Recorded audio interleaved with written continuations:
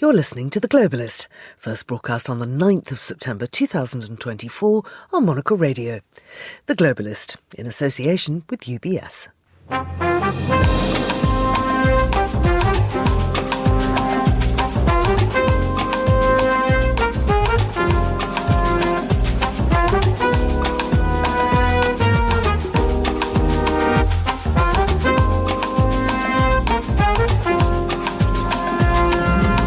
Hello, this is The Globalist, broadcasting to you live from Midori House in London. I'm Georgina Godwin. On the show ahead...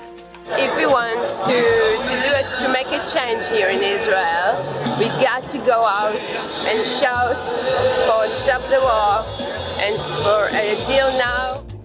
Demonstrators demanding the release of hostages teamed up with anti-government protesters in Tel Aviv this weekend. We'll do a deep dive into potential ceasefire talks between Israel and Hamas. Just how likely is it that hostilities will stop through negotiation?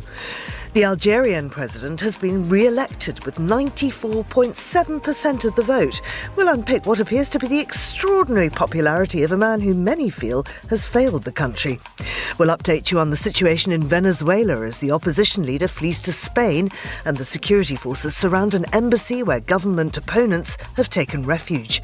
Then, it worked for Athens 2,500 years ago.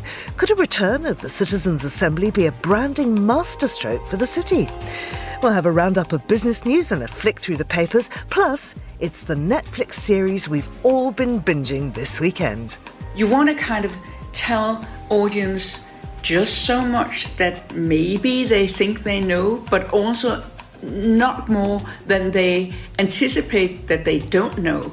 And it's that fine dance which is so exhilarating for a director. We sit down with the director of The Perfect Couple.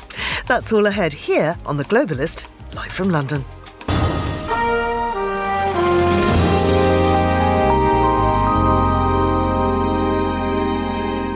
First, a look at what else is happening in the news. A gunman from Jordan killed 3 Israeli civilians in the occupied West Bank before security forces shot him dead on Sunday. Russia says its forces have taken full control of a town in eastern Ukraine and are advancing on the strategically important city of Pokrovsk. And Greece plans to impose a €20 levy on cruise ship visitors to the islands of Santorini and Mykonos during the peak summer season in a bid to avert over-tourism. Do stay tuned to Monocle Radio throughout the day for more on those stories. Now, United States officials had hoped to be able to present Israel and Hamas with a take-it-or-leave-it proposal in the coming days. But Hamas has issued a new demand surrounding which prisoners Israel would release. This is just the latest example of the talks being set back because the two protagonists are moving the goalposts. Well, I'm joined now by Yossi Meckelberg, who's Associate Fellow with the Middle East and North Africa programme at Chatham House. Yossi, thank you so much for coming in again. I know that this is such a difficult and intense time for you. What is the latest status of ceasefire talks between Israel and Hamas?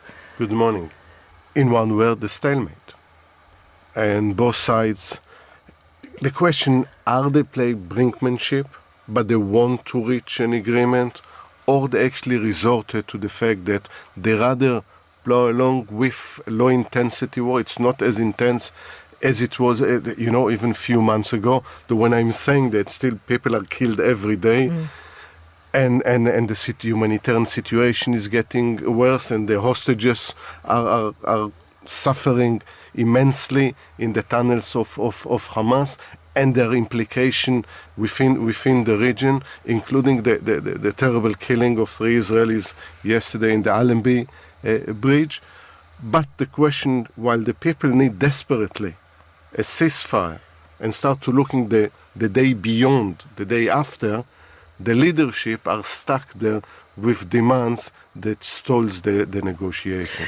So let's talk about the leadership. Is Netanyahu prolonging the war in order to escape justice for the crimes of which he's accused?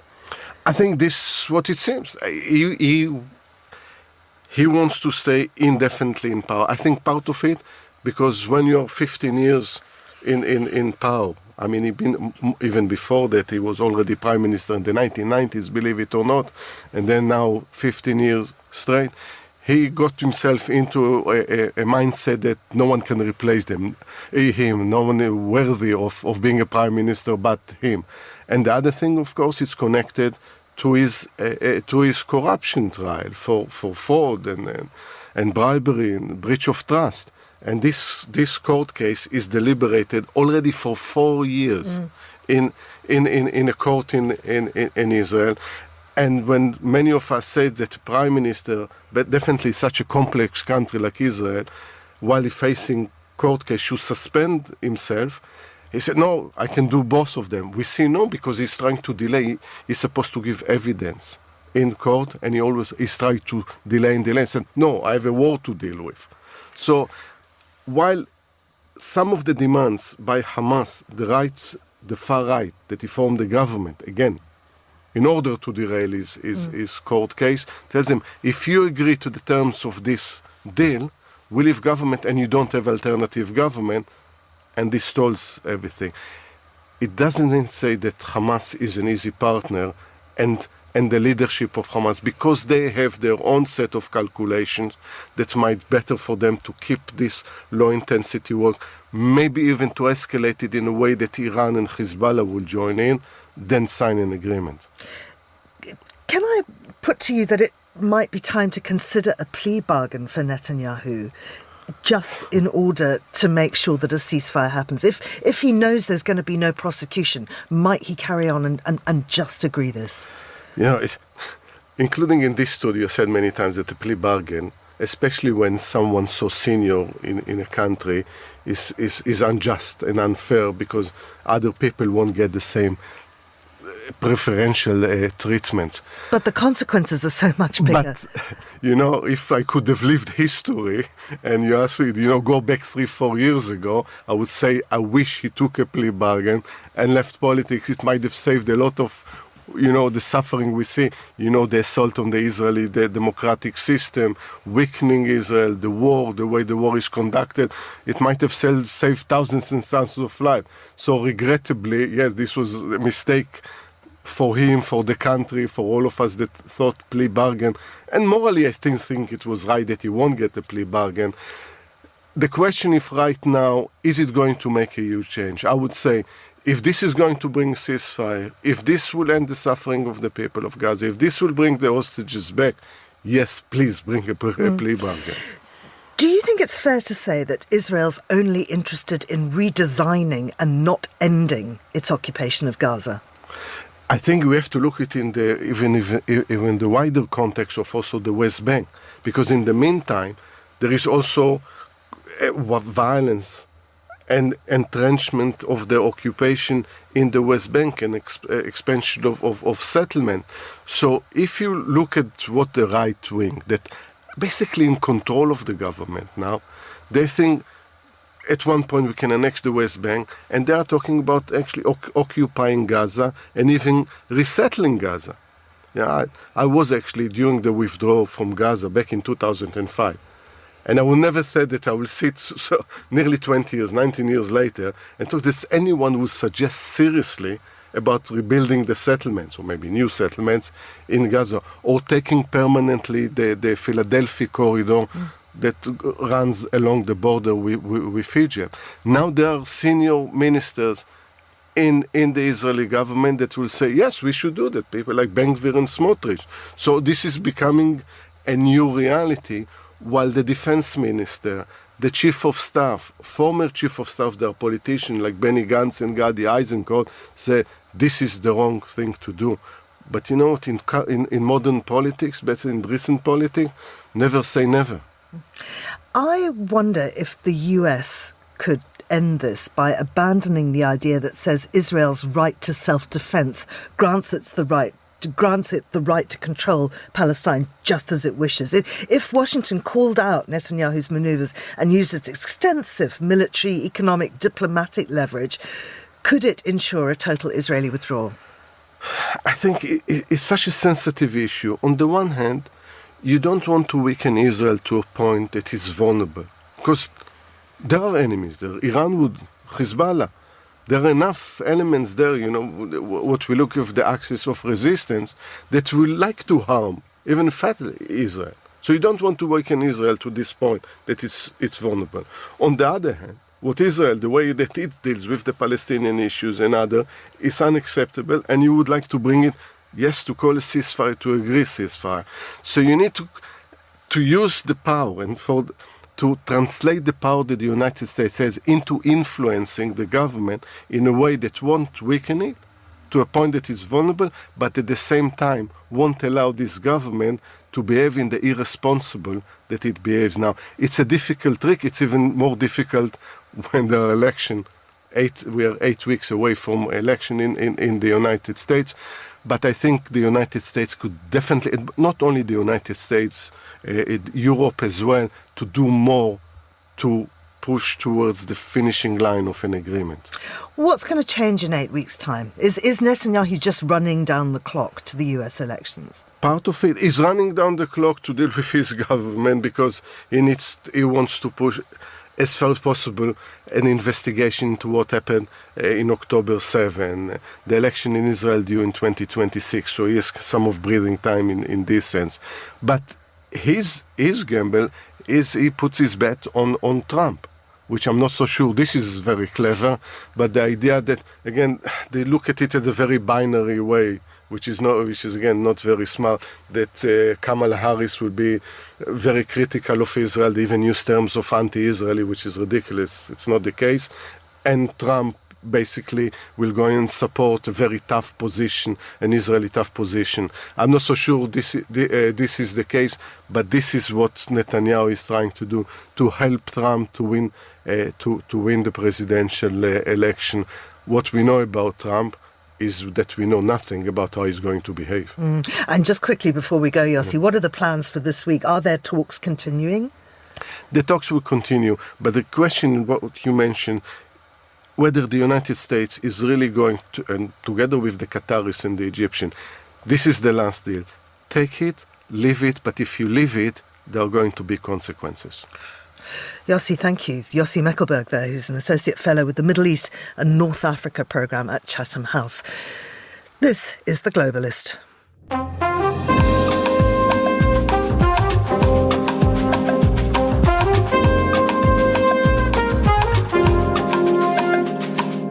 It's 7:12 here in London, 2:12 in Caracas. Edmundo González, the Venezuelan opposition presidential candidate, has arrived in Spain, where he'll be granted political asylum. González is regarded as the rightful winner of the 28th of July election by the US, the EU and several Latin American countries.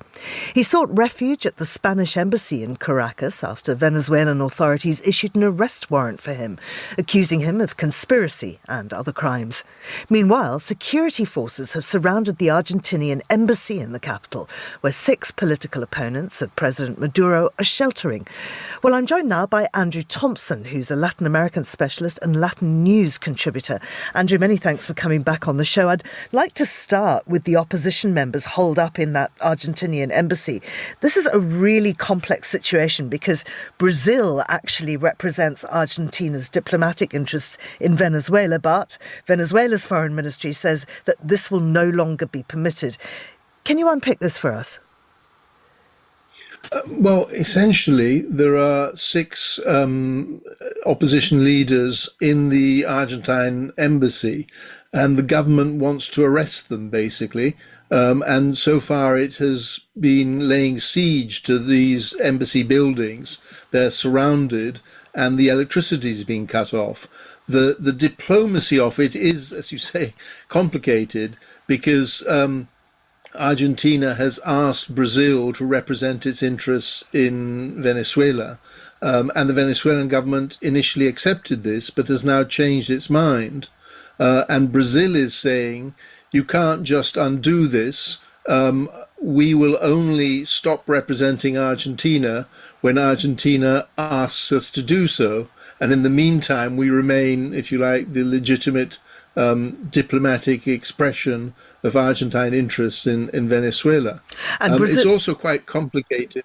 So, forgive me, it's also quite complicated because the government accuses the 6 opposition leaders of plotting to assassinate President Maduro, which is something that very few people believe, but it's part of the sort of the general government propaganda effort. Right. And Brazil is representing Argentina because Argentina protested the election results and those diplomats were expelled. Correct. Brazil is in fact also representing Peru, who refused to accept the election results, and diplomatic relations were broken off. So Brazil now has an Argentine interest section in Venezuela and a Peruvian interest section in Venezuela. So, I mean, what does this mean for Venezuela, but its relationship with Brazil, Argentina and Peru? I mean, this is looking increasingly fractious regionally. I think what it means is that you have what's in effect a Venezuelan dictatorship which has a very tight grasp on power and is refusing to relax that in any way in the face of US economic sanctions and diplomatic opprobrium, for want of a better word, from the European Union and from the majority of Latin American countries. So a majority of Latin American countries have accepted that Edmundo González Urrutia is now the rightful president-elect of Venezuela, something which the Venezuelan government absolutely refuses to accept. Who's in the building? Some diplomatic officials from Brazil, and these 6 Venezuelan opposition leaders. I'm not sure that there are any Argentine diplomats present. I think they've all been sent back to Argentina. But within there is one of the leaders of the opposition, Machado. No. She's at large. She is the undisputed leader of the opposition and a very powerful figure. So far, the government has not moved against her, but it could. She operates in Caracas under a degree of secrecy and will suddenly appear at a demonstration and then disappear again. The government is not, a bit like the previous opposition leader, the government is not at the moment specifically targeting her, because any move against her would likely lead to mass demonstrations. So it's a kind of cat and mouse game that's being played. Mm-hmm. So González is now safe in Spain. What are his next moves likely to be? Well, from the opposite, one of the strange things about Venezuelan politics is that there is a very long period between elections and the new government taking office. So the disputed elections were held in July, and the elected president is not supposed to take office until January 2025. So González Urrutia's position is that he is the legitimately elected president of Venezuela, and negotiations between now and January next year must focus on him taking office and reaching a settlement that allows that to happen. Now, we all know that the government is going to do everything it can to stop that happening, but it is likely, in fact, so this is probably one of the crucial things. From the opposition point of view, it is essential to keep the population mobilized running up to January next year, therefore creating a background which allows a settlement to take place and the government to concede that he will take over as the next president. The government's position is to try and demobilize as much as possible, and in some ways allowing him to have a safe conduct and to leave to Spain is their gamble that will reduce the intensity of opposition mobilization and demonstrations. So is this really, for Maduro, is this just down to the loyalty of his military? To some extent it is. In fact, it's the loyalty of the government apparatus, because what happens in Venezuela is that the government and the ruling Socialist Party of Venezuela control everything. So they have something like 90% of Congress. All Supreme Court appointments have been made by them. The Supreme Court has never ruled against the current government. So it kind of works, in inverted commas, if all those different forces can remain united, and critically, if the armed forces continue supporting the President Maduro. And at the moment, we haven't seen any cracks in that facade emerge. They may yet emerge, but at the moment it looks as if the government continues to control the main levers of power, control the armed forces which supports it, and control various other organizations, including militias and so on and so forth. We won't really be able to see a change in Venezuela until we begin to see signs of, cracks in that monolithic organisation. Andrew, thank you very much indeed. That's Andrew Thompson there. Now, still to come on the programme. They're rich. Kill someone and get away with it, rich. We are the perfect family. We've all been under a considerable amount of stress because of the accident. We'll hear from the director of The Perfect Couple. This is The Globalist. UBS has over 900 investment analysts from over 100 different countries. Over 900 of the sharpest minds and freshest thinkers in the world of finance today. To find out how we could help you, contact us at ubs.com.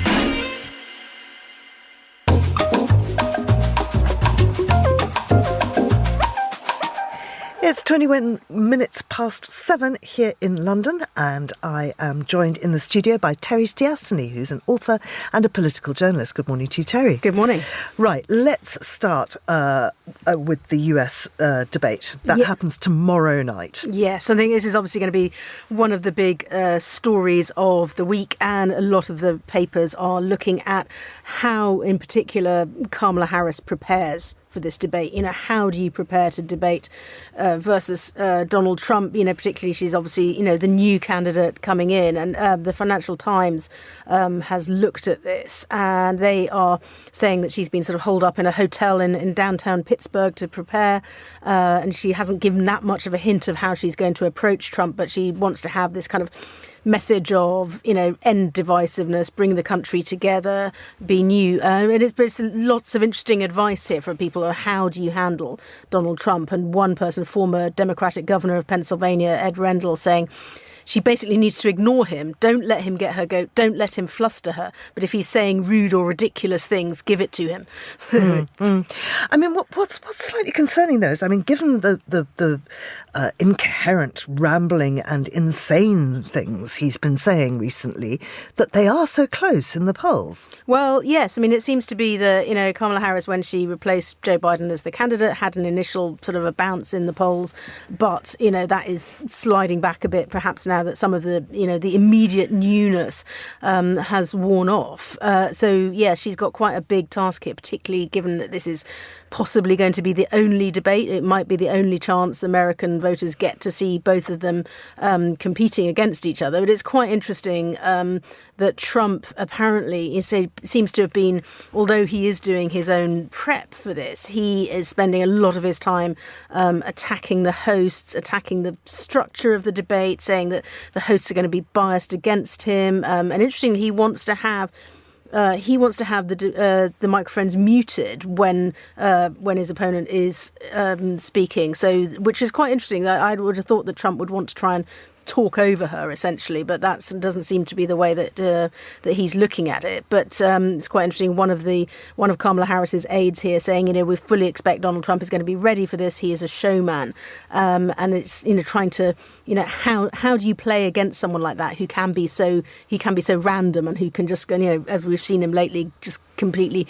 go off on tangents. It's quite hard to hit a target like that if you're trying to show that you are the sensible person, you are the change person, you are, the coherent one. Mm-hmm.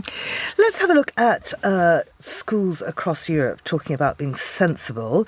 There's a school that banned mobile phones. This was some years ago, and now they're back having a look at this and seeing how that's played out in the Netherlands. Yes, this is an interesting report here in The Guardian, which is saying that there are quite a lot of countries across Europe. So when they're going back to school this year, are testing varying degrees of bans on mobile phones in schools. So, for instance, in France, there's 200 secondary schools are having a ban completely.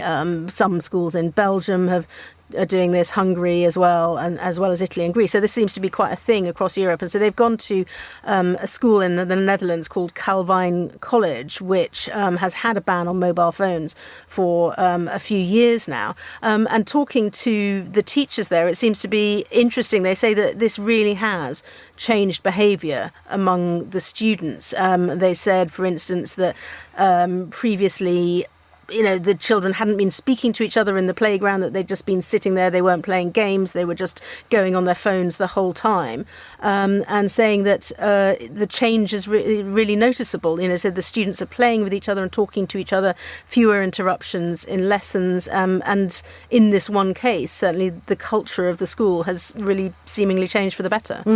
There was one line in here that really shocked me. It said Italy and Greece have adopted milder approaches, allowing students to carry their phones with them throughout the day, but barring their use in classrooms. What? They weren't always barred in classrooms? I think in most cases, certainly in this country, I know that, that schools tend to have that rule. It's like, you're not allowed to take your phone actually kind of out of your bag during the school day or during lessons. But I think it's quite hard to enforce. And I think teachers find that, if you don't physically take the phones away from their students, then they will want to go on them. But it does seem to say there's also been a change in behaviour in terms of cognitive functioning. It was better. Students were more attentive. They were more focused, and also a reduction in cyberbullying because the students weren't online all the time, and so there was obviously less cyberbullying. I don't know if there was more real life bullying, but it does seem to have actually made an impact in terms of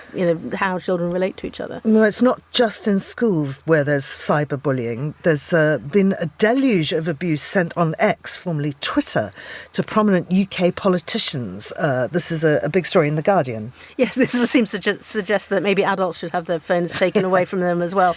This is another report in The Guardian, which is reporting on a study done by researchers at Sheffield University, and they looked at 5 UK politicians between beginning of May and the end of July, so over a 3-month period, which of course included the British election. They looked at Rishi Sunak, the former Prime Minister, Keir Starmer, now the Prime Minister, Diane Abbott, Suella Braverman and Sadiq Khan. And of course one of the features of this is that 4 of the 5 people they studied most closely were non-white politicians, and they found that there was this huge volume of abuse levelled at them, more than 85,000 clearly abusive messages on Twitter or X in a space of 3 months. And they had to narrow it down because there was just so much abuse, and, particularly lots of racist abuse, that they would get abusive replies within 1 to 2 minutes of publishing a post there, accusing them of being liars and criminals and other things which I'm not going to say on the radio. But, it's just interesting how much this, they're saying this is terrifying in a supposedly tolerant country like the UK. And while the researcher said, any politician needs to have a thick skin, those from racial minorities really need a suit of armour to survive the vicious racial attacks from those who don't support their views. These figures are quite shocking. There's a very good graph that shows when and how it peaked. Yes, so, particularly when anybody made a public appearance, when they were doing a debate, when, things happened in the news, then there would be an absolute surge in terms of the amount of abuse when they were, for instance, during, we're just talking about televised debates, that was one of the occasions when, people watching that debate would then sort of go online and start abusing the people taking part. So, it's a question of, how do you restrict this? And one of the problems that the researchers found was that they couldn't get the information they needed in some case from X or Twitter since it was bought by Elon Musk, because you would now have to pay a huge amount to actually get access to the data that had previously been free.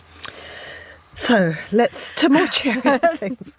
The Paralympics closed last night. That was it. That was the end of, I think, what's been really successful Olympics and Paralympics in Paris. And people, of course, after that want to decide, how do you take this forward? But Politico is reporting this morning that they say, they want the festive spirit to continue.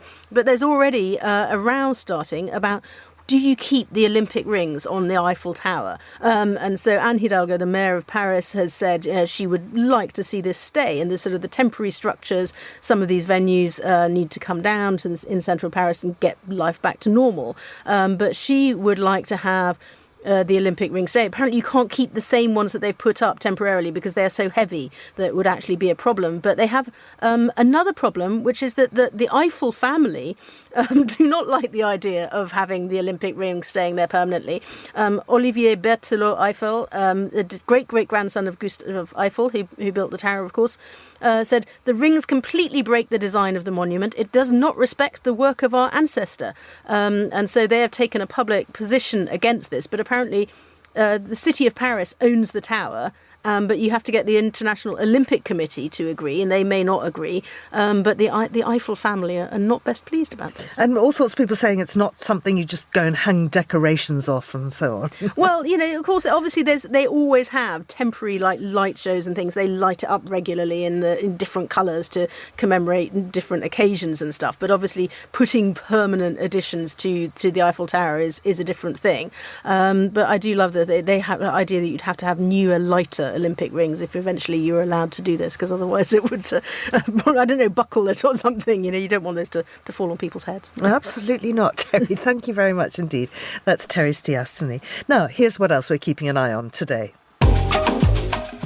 A gunman from Jordan killed 3 Israeli civilians at the Allenby Bridge border crossing in the occupied West Bank before security forces shot him dead on Sunday, Israeli authorities said. It was the first attack of its kind along the border with Jordan since October the 7th, when Palestinian Islamist group Hamas carried out an assault on southern Israel, sparking the war in Gaza that's escalated throughout the region. Russia said on Sunday its forces had taken full control of a town in eastern Ukraine as Moscow's forces advance on the strategically important city of Pokrovsk and seek to pierce the Ukrainian defensive front lines. President Vladimir Putin said last week that a Ukrainian incursion into the Russian region of Kursk had failed to slow Russia's own advance in eastern Ukraine and had weakened Kyiv's defences along the front line in a boost to Moscow. And Greece plans to impose a €20 levy on cruise ship visitors to the islands of Santorini and Mykonos during the peak summer season in a bid to avert over-tourism, Prime Minister Kyriakos Mitsotakis said on Sunday. Greece also wants to increase a tax on short-term rentals and ban new licences for such rentals in central Athens to increase the housing stock for permanent residents. This is The Globalist. Stay tuned.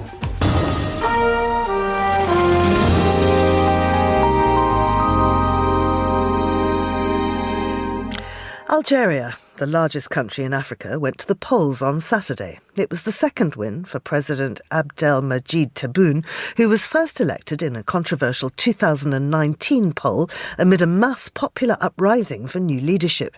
Tebboune has apparently won 94.7% of the vote. Well, to examine the result and to see why many say that human rights in the country are being eroded, I'm joined by Nabila Ramdani, who's a French-Algerian journalist and broadcaster. Nabila, many thanks for coming back on the show. 94.7 is a pretty big margin. Some would say almost unbelievable. What's your take? Well, good morning, Georgina. In fact, yes, indeed, a win with almost 95% of the vote is, of course, emphatic. And it is the kind of score that has become a regular feature of Algerian elections since independence. And it certainly reflects the tight control the so-called pouvoir, the power has on it. And as the head of the pouvoir, which is the security state services, including a very powerful military, President Abdelmajid Tebboune would by convention be expected to walk elections like this. And this is exactly what he's done. Around 5.3 million voters out of 5.6 million voted for President Tebboune. And as usual, a pretty conservative population would have got behind him because they fear instability. So in short, the army candidate always wins and always wins easily. And that's the pattern of Algerian elections. Now, there's also an Algerian Electoral Commission that monitors all the voting.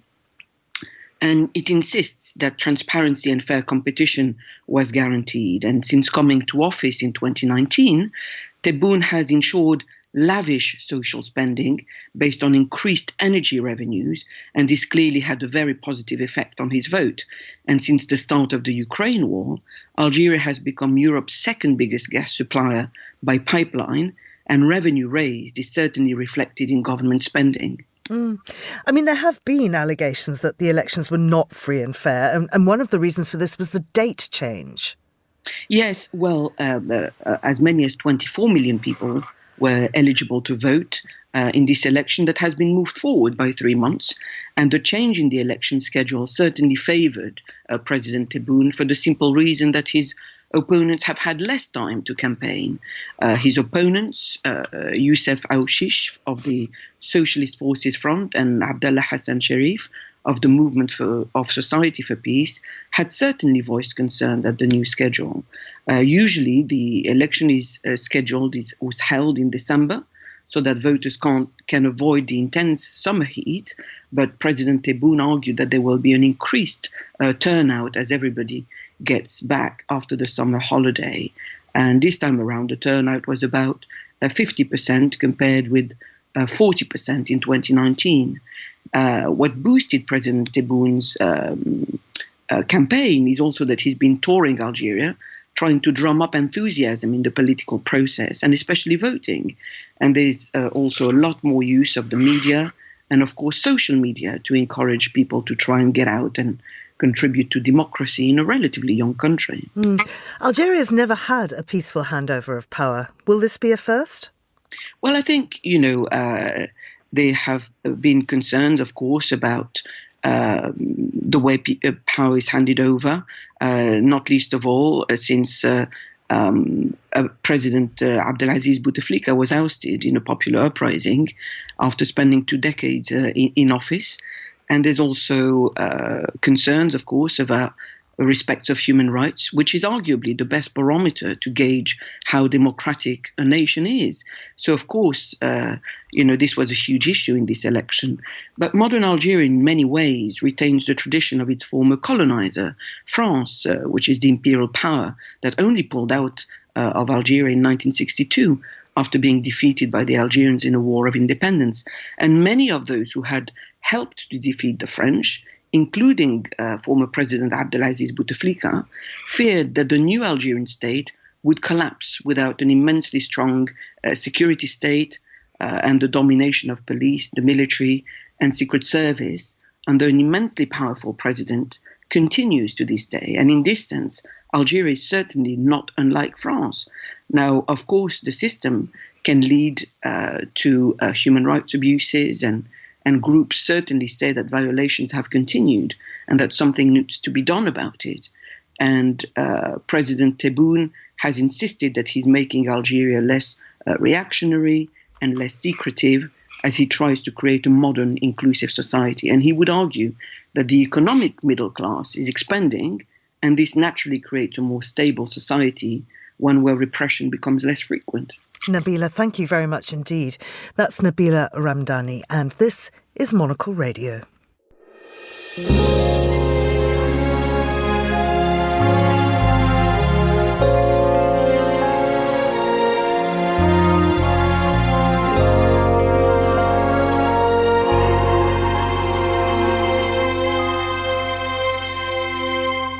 It's 7:38 here in London, that's 8:38 in Athens. Now, in ancient Greece, the Citizens' Assembly was the regular opportunity for all male citizens of Athens to speak their minds and exercise their votes regarding the government of their city. It was the most central and most definitive institution of the Athenian democracy, which came into being in 507 BC and was the first known democracy in the world. Now, Athens is planning to bring the idea back, but this time it won't be restricted to just men. Manos Papavasiliou is here. He is Monocle's newsletters editor. He's also Greek. Manos, welcome. Hi, Georgina. What is this new Citizens' Assembly?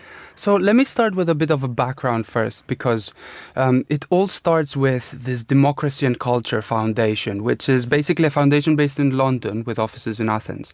Now, their mission is to identify always new ways to improve democratic processes, the role of culture, and how to invent new ways to make them flourish. Now, every year, they organize this international summit in Athens called the Athens Democratic Forum.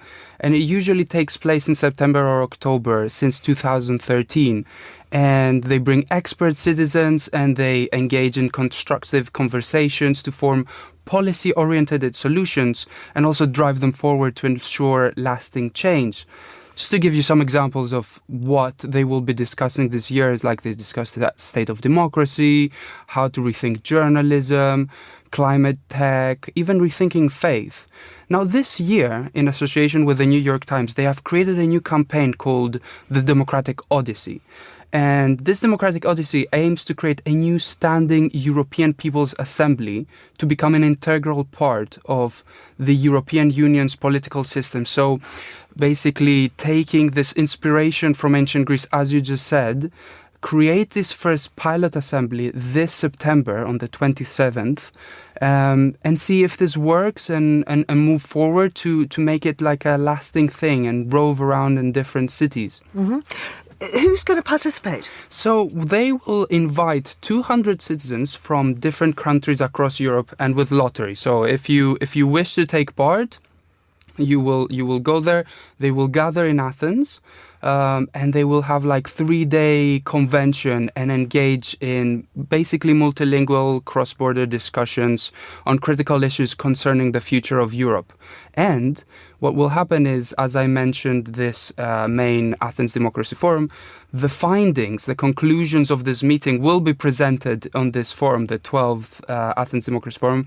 And there will be a special panel there with participation of the members of the Democratic Odyssey to analyze those findings and see if this is a viable thing to bring it into more cities across Europe every year. Why is it thought to be necessary?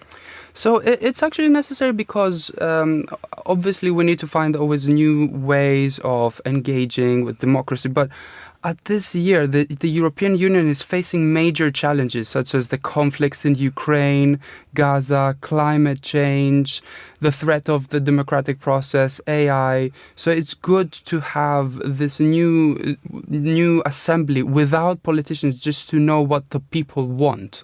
Mm-hmm.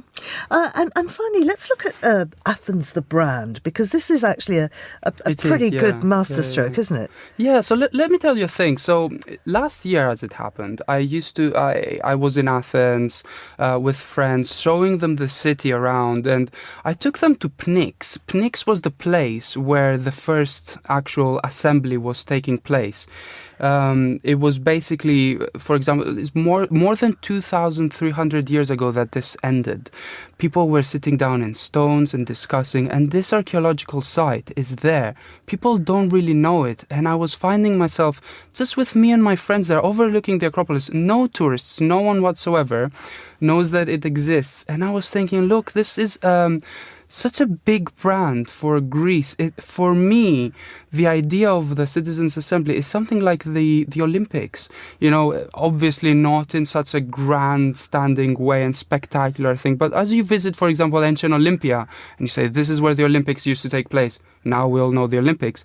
This would be equally of value because we would say, this is where democracy, or the idea of democracy, began. Why don't we, as Athens, as a brand, capitalize on this?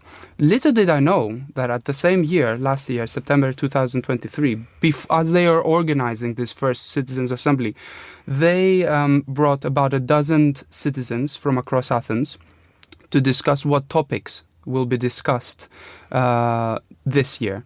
So they sat them around in stones in the same places that people would sit down and discuss things, and they asked them to figure out the subjects that will be discussed, and they voted with green and red cards on what issues they will be discussed. And this was like basically bringing back, in a way, the idea of democracy, citizens discussing and figuring out ways on what issues to discuss on the next event. And this is what they were going to do this year. Excellent. Manos, thank you very much indeed. And for more stories like that, do subscribe to our daily newsletter, which is edited by Manos. It's called The Monocle Minute, and you can do that at monocle.com/minute. This is The Globalist on Monocle Radio. UBS is a global financial services firm with over 150 years of heritage. Built on the unique dedication of our people, we bring fresh thinking and perspective to our work. We know that it takes a marriage of intelligence and heart to create lasting value for our clients. It's about having the right ideas, of course, but also about having one of the most accomplished systems and an unrivaled network of global experts. That's why at UBS, we pride ourselves on thinking smarter to make a real difference. Tune in to The Bulletin with UBS every week for the latest insights and opinions from UBS all around the world.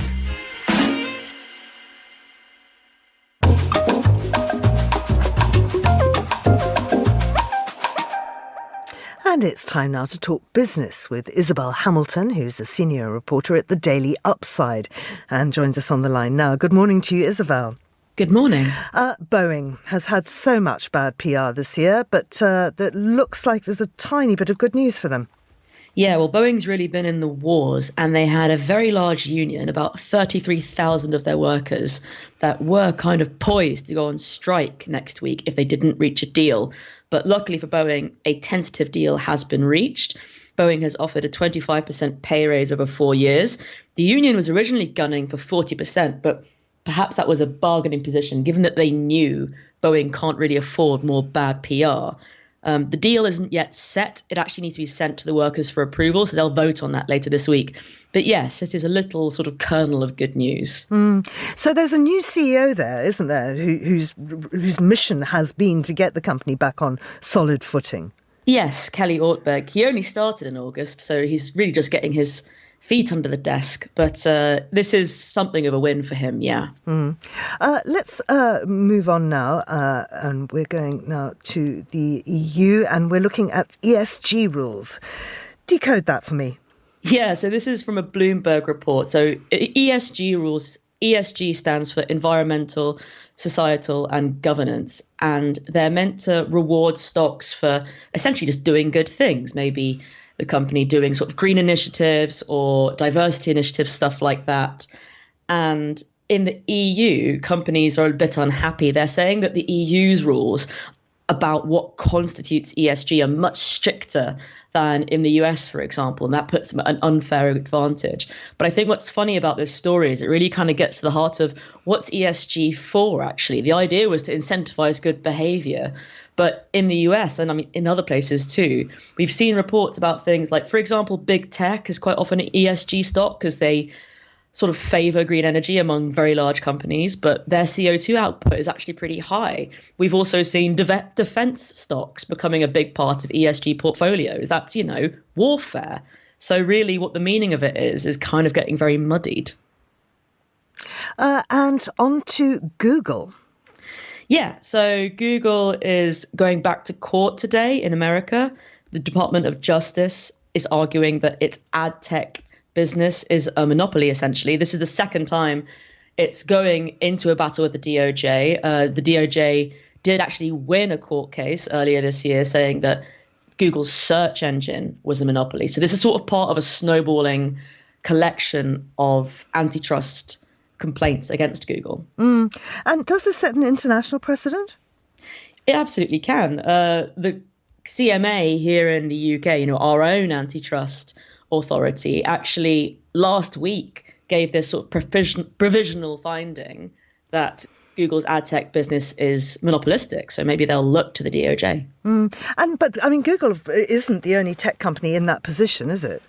Absolutely not. You've got Apple, Meta, all of them have faced various levels of antitrust scrutiny before in various places. The EU probably is the place where they've suffered the most blows. But I suppose with the DOJ, the big difference is that's home turf. That's the US, and it really, it's a bit stormy over there. I mean, Google says that it dominates online searches because it simply has the best product. Yes. Oh, the ad tech and the search. Yes. And obviously that's always going to be your defense if you're a company that's facing these kinds of allegations. I think the DOJ had an easier time proving that the search engine is dominant than it will with the ad tech business, simply because Google actually really doesn't have any significant competitors when it comes to the search engine. With ad tech, you could maybe argue, they've got Meta, they've got Amazon, they've got other really big companies that are sort of in that sphere. But with the Google, the issue is always that they control so many parts of it. For many people, Google is where they sort of enter the internet, right? Your homepage comes up and it's Google. Isabel, thank you very much indeed. That's Isabel Hamilton there. And this is The Globalist on Monocle Radio.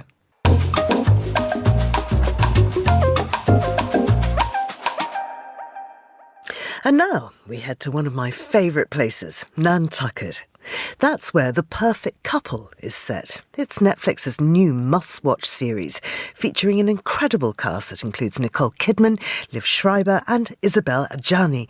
It's directed and executive produced by award-winning Danish director Susanne Bier. Monocle's Fernando Augusto Pacheco spoke to Susanne in London, where she was attending the show's premiere. Hello? Am I under arrest, or can I go get something to eat? They're rich. Kill someone and get away with it, Rich. We are the perfect family. What drew me to it was, in a way, for me as a director, it was the potential of doing something fun and light in English, because most of the English language stuff I've done, it's been very thriller-driven, but it's been a little bit more serious. My sort of biggest home run is a comedy, is a Danish comedy, and so I was like, okay, I want to do that in English, and I thought the combination of who did it and something fun and light was just irresistible. How much did you knew about that world in Nantucket, which I felt like I was transported to that place? I kind of want to go, in a way, but how much did you knew about that? I did not know a lot about it. And at first I was also slightly hesitant. I actually said no first time around because I didn't know a lot about it. But then I spoke with people who really knows the world very well. And I kind of felt, okay, I understand this. I understand what kind of wealth that is and how does that work and what kind of privilege that comes with that wealth, because they are not all the same. And one of the things I dislike when portraying wealthy people is when it becomes generic. It always needs to be very specific. For example, the bedroom, Greer and Tag's bedroom, we had to redress it a few times because I came and I looked at it and I felt, okay, this is generic. I don't like that. It needs to be, they need to have real taste. They need to actually maybe know what kind of paintings are good or bad paintings. And let's get some of those in here, so that you have all the correct texture, but still it needs to be personally specific. And I think we did that.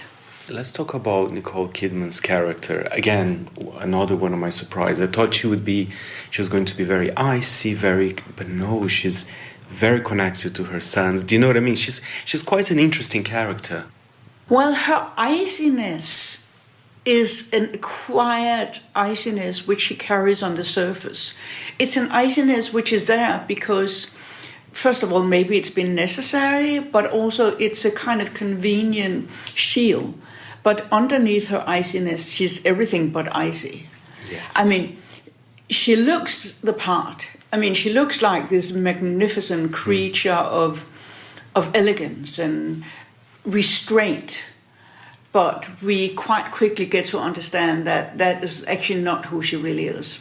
And then we spend a long time not knowing who she is. Absolutely. Yeah. How was it to work with Nicole again after the amazing success of The Undoing, which was another incredible series? As I said in the beginning, very different tone to that one. It was really fun. And we were both very excited about doing something together with a different tone.